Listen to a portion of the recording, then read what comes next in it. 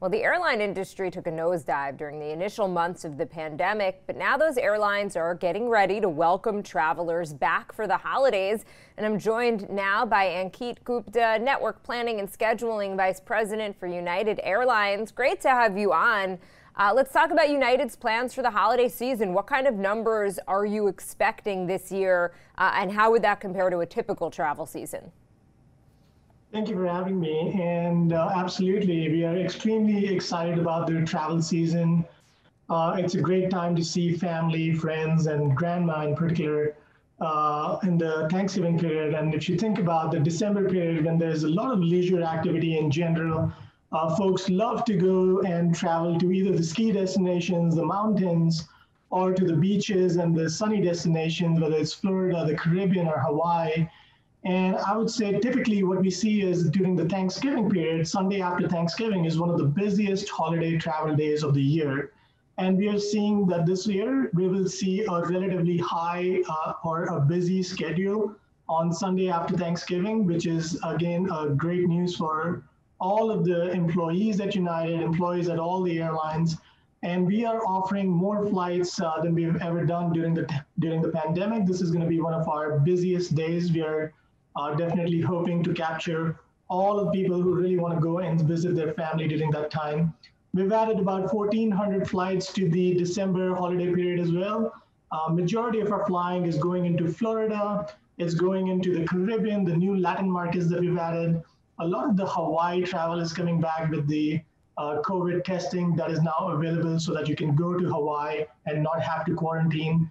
So we're seeing relative strength. Now, obviously, versus last year, it is all down. The demand has been depressed.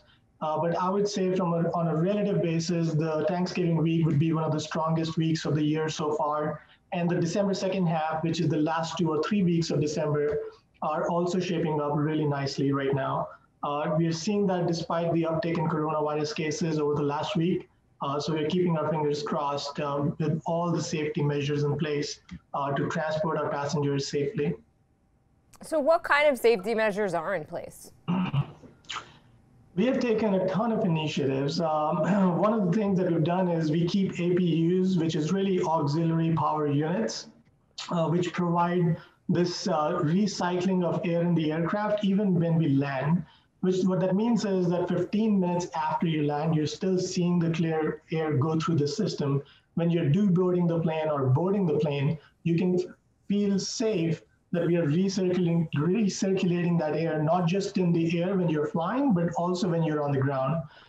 Separately, we just announced today a great partnership with Clorox on the Total 360 solution, where we are disinfecting not just the aircraft, but also a ton of different areas within the airport where our customers are touching those areas. And before you would have just wipe down, now we are spraying them with the same electrostatic sprayers that we are spraying our aircraft with. As you can see, we are providing these amenity kits, which have the wipes. We're using HEPA filters, which are the same hospital-grade HEPA filters, but we recirculate our air every 2 minutes. 95% or 99% of our air is recirculated every 2 minutes. So our customers can feel really, really safe on the aircraft and at the airport. United has been offering these rapid testing to people who are traveling from San Francisco to Hawaii. Any plans to expand that? Absolutely. We are definitely looking into expanding that program. Our San Francisco program is going really well. Our customers are looking at that program and traveling via San Fran to get to Hawaii.